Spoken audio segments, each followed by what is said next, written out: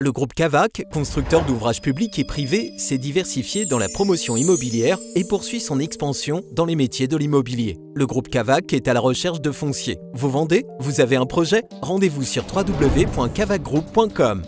Nous sommes le vendredi 18 octobre, bonjour, bienvenue sur tv4.fr. Le crash d'un ULM à Toreil hier, le pilote âgé d'une quarantaine d'années seul à bord est décédé.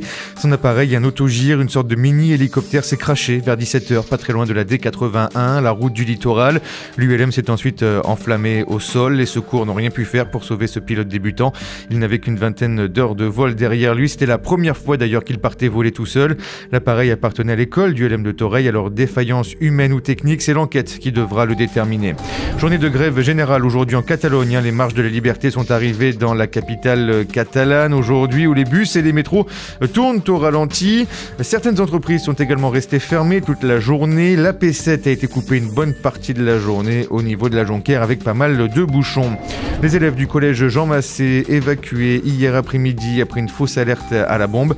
Les collégiens ont été mis à l'abri une petite heure au lycée Arago, le temps de chercher un colis suspect.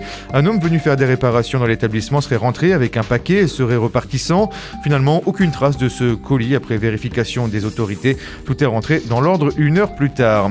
Opération de sauvetage pour les poissons victimes de la sécheresse de la Glie. Le niveau de l'eau est au plus bas et certains poissons se retrouvent coincés dans tout juste quelques centimètres d'eau, quelques grosses flaques, notamment au niveau de Rivesaltes. La fédération de pêche des PO s'est donc retroussé les manches. Elle a récolté ces dernières heures 400 kg de carpes, gardons, brochets et autres poissons pour les relâcher un petit peu plus en amont de la rivière où le niveau de l'eau est un peu plus élevé.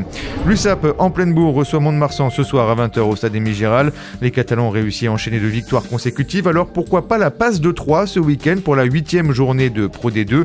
Mais méfiance, car même si Mont-de-Marsan n'est que 11e, les Landais ont tout de même écrasé Montauban 51-13 le week-end dernier. Chez les Sankéors en tout cas, on continue de faire confiance aux jeunes. Mathéo Rodor, Lucas Dubois et Alban Roussel seront titulaires ce soir. Vous retrouvez ce Flash Info sur notre site internet tv4.fr ainsi que sur notre chaîne YouTube. Vous pouvez également nous suivre sur les réseaux sociaux Facebook, Instagram et Twitter. Bonne soirée, bon week-end et à lundi.